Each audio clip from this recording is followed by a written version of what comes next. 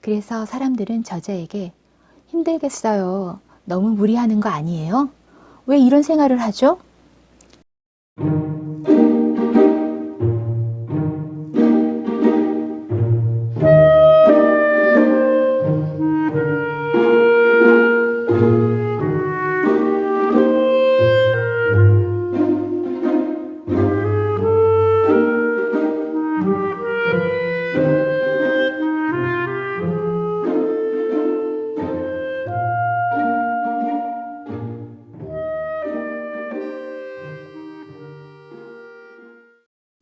안녕하세요. 오늘은 즐거운 상상에서 발행한 아즈마 가나코 지음의 궁극의 미니멀 라이프를 함께 하도록 하겠습니다. 저자인 아즈마 가나코는 30대 주부로 텃밭에 오골개와 메추리를 키우며 유기농 자급자족의 삶을 살고 있습니다. 그런데 이곳은 산골 오지가 아닙니다. 도쿄에서 약간 떨어진 교외로 살고 있는 집은 60년 된 일본 가옥입니다. 5년이나 비어있던 곳을 구입해 수리를 하였다고 하는데요. 저자의 남편은 이 집이 꼭 도깨비집 같다라고 했다고 합니다. 어느 정도인지 상상이 안 가는데요. 저자는 이곳에 살면서 우리가 흔히 사용하는 자동차와 에어컨, 냉장고와 세탁기, 그리고 휴대폰 없는 심플한 삶을 살고 있습니다. 이렇듯 4인 가족인 저자의 한 달 전기요금은 500엔으로 우리나라 돈으로 약 5,000원 정도라고 합니다. 굉장히 작은 금액이죠. 그래서 사람들은 저자에게 힘들겠어요. 너무 무리하는 거 아니에요? 왜 이런 생활을 하죠? 저자는 그냥 이 생활이 좋기 때문이라고 합니다. 이렇듯 저자의 집에는 가전제품이 없습니다. 세탁기와 청소기 대신 대야와 빗자루를 사용하고 식료품은 필요한 양만 구매하여 며칠 이내에 먹는다고 합니다. 그래서 냉장고가 필요 없는 것입니다. 편리한 전자제품이 계속 나오지만 저자는 별로 갖고 싶은 생각이 없다고 합니다. 일시적으로는 생활이 편해질지 모르지만 소유물이 늘어난다는 것은 스트레스가 더 크기 때문입니다. 가전제품이나 물건으로 꽉 찬 생활을 상상하면 힘들겠다는 생각이 든다고 합니다. 청소나 정리정돈도 힘들고 직접 하지 않고 기계에 맡긴다는 것이 긴 안목으로 보면 오히려 불편하다는 생각이 든다고 합니다. 편리함을 쫓기 시작하면 한도 끝도 없습니다. 더 좋은 것을 요구하기 시작하면 끝이 없습니다. 예컨대 요리를 할 때도 슬라이스나 식품 다지기 같은 다양한 도구가 있지만 저자는 칼 하나만 있으면 대부분 할 수 있다고 생각합니다. 우리의 생활이 편리해질수록 어디선가는 반드시 그 대가를 지불해야 합니다. 생활이 편리해져 몸을 움직이지 않으면 건강이 나빠지기 쉽습니다. 그래서 의료비 지출이 늘고 건강기구를 사는 등 결국 돈도 시간도 오히려 소모하게 되는 악순환에 빠지고 마는 것입니다. 지나치게 편리한 것은 오히려 불편한 것, 적당한 정도에 멈추는 게 좋지 않을까요? 편리함의 힘을 조금은 빌리더라도 너무 의존하지 않는 정도가 딱 좋겠습니다. 세탁은 빗물을 받아 대야에 비누를 녹여 담가둡니다. 청소는 기본적으로 빗자루와 걸레로 쓱쓱 청소합니다. 이때 청소용 세제는 사용하지 않습니다. 또한 저자의 집에 있는 전자제품이라고는 전구 세개와 오디오, 쌀 정미기, 다리미, 선풍기, 컴퓨터, 유선 전화기가 다입니다. 저자는 기계에 의존하는 데 익숙해지면 그게 없으면 할 수 없다라고 생각하게 된다고 합니다. 하지만 있는 것으로 어떻게 하면 좋을까라는 발상으로 전환하면 그렇게 많은 도구가 필요 없다고 합니다. 저자가 편리한 전자제품을 구매하지 않고 자신의 노동력으로 가사를 하는 이유는 마음의 편안함 때문입니다. 이는 도구가 너무 많으면 찾거나 관리하기가 힘들고 오히려 스트레스의 원인이 된다고 말합니다. 이는 편리함만 추구하다가는 소중한 우리의 주변부터 무너지게 되는 것입니다. 지금 있는 게 당연하다고 생각하는 것들에 대해 다시 한번 생각해 본다면 삶의 본질이 보일지도 모릅니다. 이렇듯 단순하고 소박한 생활은 자연에 순응하는 태도로 이어집니다. 저자의 집에는 전구가 거실과 부엌, 목욕탕에만 각각 하나씩 있다고 합니다. 이마저도 잘 사용하지 않다 보니 해가 뜨면 활동하고 깜깜해지면 휴식을 취한다고 합니다. 이렇듯 낮은 밝고 밤은 어두운 법으로 정구세계로 지내다 보면 자연의 원래 모습을 알게 됩니다. 정구 한계로는 어둡다는 말은 뒤집어 보면 지금까지 너무 밝게 살았다는 뜻입니다. 밤은 원래 어두운 것입니다. 집이 어두우면 기분까지 어두워지지 않느냐고 묻습니다. 그러나 그렇지 않습니다. 기분이 어두워진다기보다 오히려 차분해집니다. 방이 어두우면 마음이 차분해집니다. 불면증으로 고생하는 사람 중에는 자기 직전까지 밝은 빛에 노출된 경우가 많다고 합니다. 컴퓨터를 보거나 게임을 하거나 휴대전화를 만지작거리면 머릿속이 또렷해져 잠을 잘 수가 없게 됩니다. 밤에는 어두워야 눈도 편해지고 머리도 마음도 안정됩니다. 그러면 자연스럽게 잠에 빠지지 않을까요? 되도록 조명에 의지하지 않고 태양빛에 맞춰 생활을 하다 보면 낮에는 활동적이 되고 밤에는 졸리는 자연스러운 사이클이 생겨납니다. 또한 저자는 에어컨이 없으니 계절을 온몸으로 느끼며 생활하고 있다고 합니다. 여름에는 발을 늘어뜨리고 부채를 들며 녹색 식물로 커튼을 만듭니다. 겨울에는 나무 틀에 화로를 넣은 뒤 그 위에 이불이나 담요를 덮은 온열기구를 쓰거나 화로에 숯을 넣어 온기를 얻습니다. 여름은 덥고 겨울은 추운 법, 에어컨에 의존하지 않고 생활하면 몸도 마음도 건강해집니다. 식자재는 텃밭을 가꾸고 오골개 2마리를 길러서 채소와 달걀을 얻고 있습니다. 간혹 대형마트가 아닌 동네에 있는 상점에 들려 고기와 생선을 삽니다.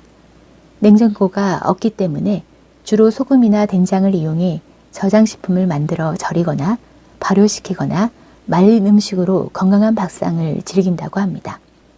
특히 먹고 싶은 재료를 사는 대신 있는 재료로 만드는 것입니다.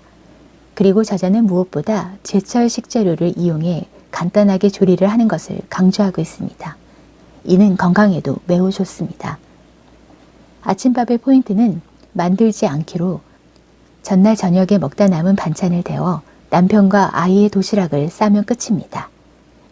저녁은 힘 빼고 대충 요리하는 식으로 기본적으로 밥과 건더기가 많은 된장국, 절임류가 메인입니다. 된장국은 건더기를 많이 넣어 반찬처럼 먹으면 편합니다. 텃밭에서 딴 채소라든가 자투리 야채, 말린 야채 등이 있는 것을 전부 넣습니다. 그러면 편안하고 영양도 만점입니다. 아침부터 조림을 하거나 달걀말이를 만드는 건 힘들지만 된장국을 반찬 삼아 먹으면 편안합니다. 이러한 생활 속에서 이웃과 얼굴을 맞대며 친밀감을 키우고 얼굴을 아는 분 가게에서 장을 보고 여름은 덥고 겨울은 추운 것이 당연하다고 여기며 살아갑니다. 저자는 우리 입에 들어가는 거니까 얼굴을 아는 판매자에게 사고 싶은 것입니다. 아는 사람이 만들고 판다는 것이 안심되기도 하고 기분이 좋아진다고 합니다. 슈퍼의 특판 세일이나 대량 구매, 인터넷 쇼핑몰을 이용하면 싸게 살 수도 있겠지만 누가 어떻게 어떤 마음으로 그것을 만들고 파는지 알 수 없습니다. 얼굴을 보며 물건을 사면 유대감도 생기게 됩니다. 단골 가게가 생기고 이런저런 이야기도 나누게 되면 단순한 물건도 돈의 교환이 아니라 사람과 사람의 교류가 되고 마음까지 나눌 수 있어 장보기 자체를 기쁜 마음으로 할 수 있게 되는 것입니다. 가격이 아닌 다른 것에도 관심을 가지고 보면 장보는 즐거움이 생길 것입니다. 저자는 또한 돈을 쓸 때 항상 생각하는 것은 돈의 목적지라고 합니다. 돈이 어디로 가는지를 생각해야 한다고 합니다. 예를 들어 수입된 값싼 농산물의 경우 생산자에게는 아주 조금의 돈을 주고 운송비, 유통비 등 다른 곳으로 돈이 더 많이 들어갑니다. 하지만 근처 직매장에서 사면 지역 농민들에게 조금이라도 돈이 더 들어갑니다. 어차피 사는 거라면 얼굴을 볼 수 있는 사람에게 돈을 내고 사고 싶습니다.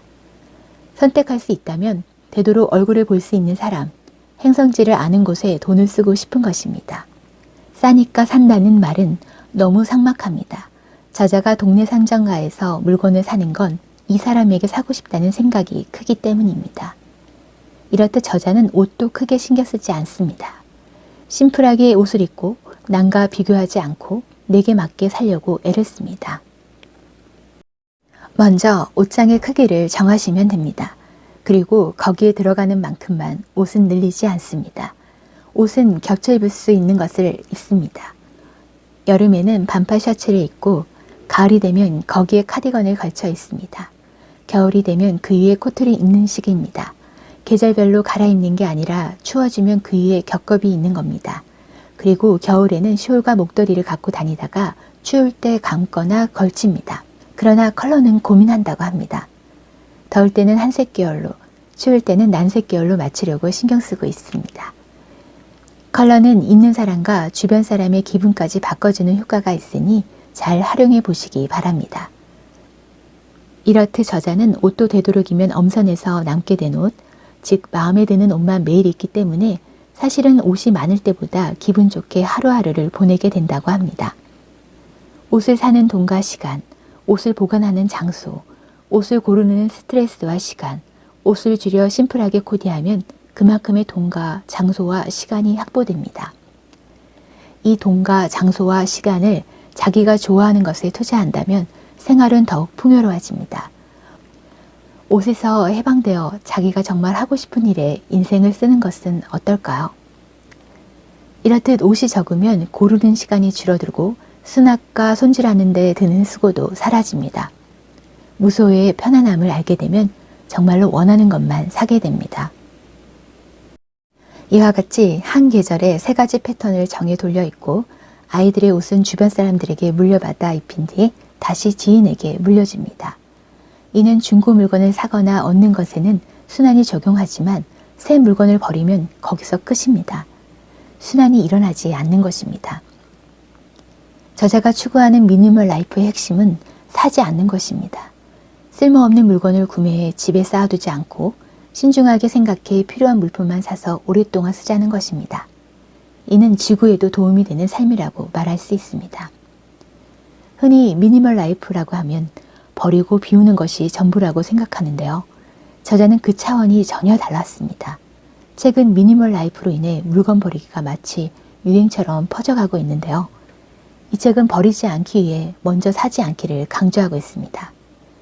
그러면서 식사도 오츠장도 집에 대해서도 있는 척하거나 꾸미지 않고 자기가 좋아하는 것을 소중히 여기는 것이 가장 큰 행복이 된다고 강조하고 있습니다. 환경과 물건의 순환까지 생각하면서 최소한의 것으로 여유를 누리는 저자만의 삶은 생각만 해도 마음이 차분해집니다. 물질 문명에 익숙한 우리로서는 정말 상상하기 어려운 일입니다. 정말 쉴 틈이 없어 보이는데요. 이렇듯 스스로 만족하는 삶을 만들어가는 과정에는 시간과 노동력이라는 비용이 든다고 합니다. 저자는 세상은 더 편리한 쪽으로, 더 기분 좋은 쪽으로 발전해 왔지만 정보와 편리한 것이 넘쳐나 주체할 수 없을 정도가 됐다고 지적하고 있습니다. 집은 점점 더 사람의 공간이 아니라 짐들의 공간이 되어가고 편리를 위해 구입한 가전제품이 주인인 양 집을 지키고 있습니다. 버리지 못하는 것은 물건에 대한 애착 때문이 아니라 정리정돈을 미루거나 생활에 대한 반성이 없기 때문입니다. 많은 미니멀 라이프에 대한 책들은 주로 기술적인 정리 방법을 제시하고 있습니다. 그러한 책들은 정리정돈 매뉴얼 같다는 느낌을 받곤 합니다. 그러나 저자의 궁극의 미니멀 라이프에서는 삶에 대한 인식의 전환에 비중을 두고 있습니다. 환경학을 공부했던 저자는 미니멀 라이프의 목적은 불필요한 쓰레기를 만들지 않기 위함이었다고 합니다. 물건이 아까워서가 아니라 버리는 행위 자체가 잘못된 것입니다. 버리지 않고 순환해야 합니다. 버리는 건 힘이 듭니다. 쓰레기 봉투를 사야 하고 버리는 날도 정해져 있습니다. 대형 쓰레기나 가전제품은 그 나름대로의 절차와 돈도 필요합니다. 지금은 사는 것보다 버리는 게 더 수고스러운 시대입니다. 그래서 필연적으로 방에 물건이 늘어나는 건지도 모릅니다. 우선은 쓸데없는 쇼핑을 하지 않겠다고 다짐해 보십시오. 자기 나름의 기준을 확실히 갖고 신중하게 쇼핑을 하겠다고 마음먹는 것이 중요합니다. 꼭 사야 할 때도 버리고 싶지 않으니까 사고 싶지 않다라고 생각하게 된 것입니다. 심플 라이프를 추구한다거나 물건을 줄이겠다는 마음보다는 저자는 단지 낭비하고 싶지 않다, 버리고 싶지 않다는 생각이 강한 편입니다. 그러한 삶은 그녀의 가족에게 여유와 가벼움, 단순함을 선사해 줍니다. 이렇듯 돈을 많이 쓰지 않고도 넉넉하게 살 수 있습니다. 자신의 형편에 맞지 않는 것은 갖지 않는 것, 그뿐입니다. 저자는 삶의 기준을 아무것도 없는 이라고 말합니다. 물건이 없는 게 기본이기 때문에 노후나 장래를 걱정하지도 불안해하지도 않는다고 합니다. 생활을 즐기면 시간의 밀도가 높아집니다. 어떻게 지내느냐에 따라 인생의 풍요로움이 결정됩니다. 모든 사람에게 평등하게 24시간이 주어지는데 그 시간을 어떻게 보내는지에 따라 엄청나게 행복해질 수도 있고 불행해질 수도 있습니다. 중요한 것은 주변의 소리에 휘둘리지 않고 자기 감각을 중시하는 겁니다. 주변의 평가보다는 자신이 만족하다면 그것으로 충분합니다. 이처럼 궁극의 미니멀 라이프에는 삶의 지혜가 가득합니다. 이는 억지로 물건을 소유하지 않는 것이 아니라 소유에 대한 개념을 바꾸면 저절로 소유할 필요성을 못 느낀다는 것이 미니멀리스트인 저자의 생각입니다. 누구나 시도할 수는 있지만 누구나 성공할 수 없는 궁극의 미니멀 라이프를 저자는 계속해서 실전 중에 있다고 합니다.